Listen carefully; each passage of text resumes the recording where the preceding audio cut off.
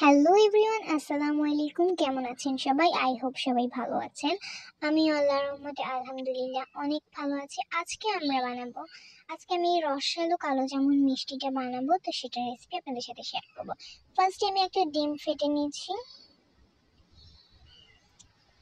ডিমটা আমি বাটিতে ঢেলে নিয়েছি। এখন এটাকে ভালো করে ফেটে নিতে হবে।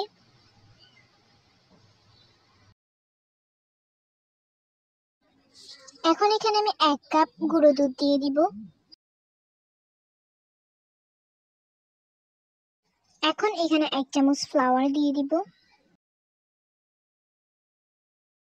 এখন এখানে 1 চামচ সুজি দিয়ে দিব।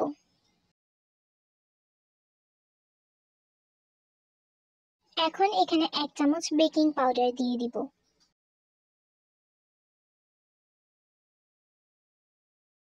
এক চামচ ঘি দিয়ে দিব।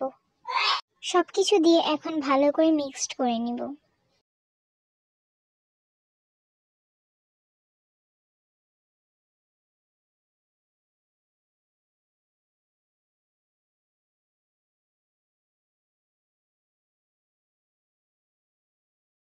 মিক্সড করা হয়ে গেলে আগে থেকে ফাটিয়ে রাখা ডিমটা দিয়ে দিব। তারপরে আবার ভালো করে মিশিয়ে নিব। এখন একটা হাঁড়িতে 2 কাপ চিনি নিয়ে নিব এবং 3 কাপ পানি নিয়ে নিব।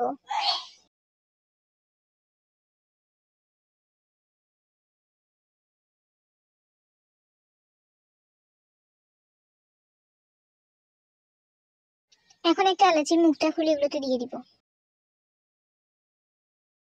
এখন আমার পছন্দ মতো মিষ্টিগুলো একটা একটা শেপ দিয়ে নিব। এখানে যেহেতু আমি কালো জামুন বানাচ্ছি, তাই আমি গোল গোল করে শেপ দিয়ে নিচ্ছি। আপনারা আপনাদের পছন্দ মতো শেপ দিতে পারবেন।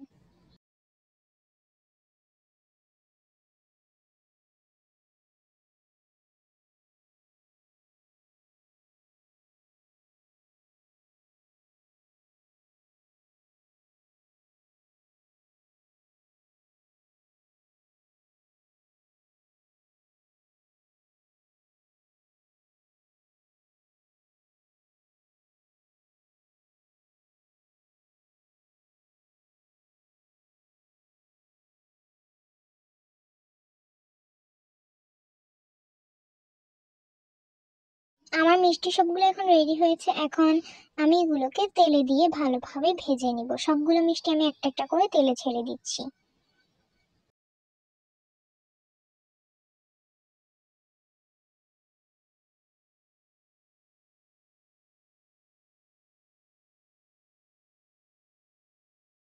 এগুলো কিছুটা হয়ে আসলে এগুলোকে নাড়িয়ে নিতে হবে।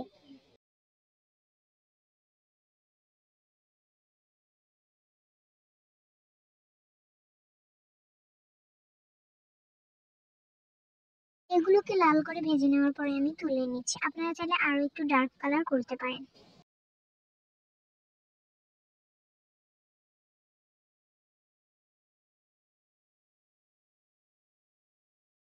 এখন এগুলোকে আমি শিরাতে ছেড়ে দিব। ছেড়ে দিয়ে একটু নাড়াচাড়া করে নিব যাতে এগুলোতে ভালো করে ঢুকতে পারে।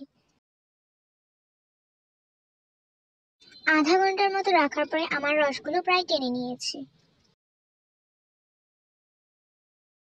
আমাদের মিষ্টিগুলো তৈরি হয়ে গেছে। আপনাদেরকে একটু দেখিয়ে দিচ্ছি কেমন হয়েছে এগুলা। আমি এখন এগুলোকে ছোট্ট একটা প্লেটে পরিবেশন করে নিচ্ছি। এগুলো কিন্তু দেখতে যেমন সুস্বাদু লাগছে, খেতে আরো মজা হয়েছিল। আপনারা অবশ্যই বাসায় বানিয়ে ট্রাই করে দেখবেন। অনেক সফট হয়েছে এগুলা, দেখতেই পাচ্ছেন আপনারা।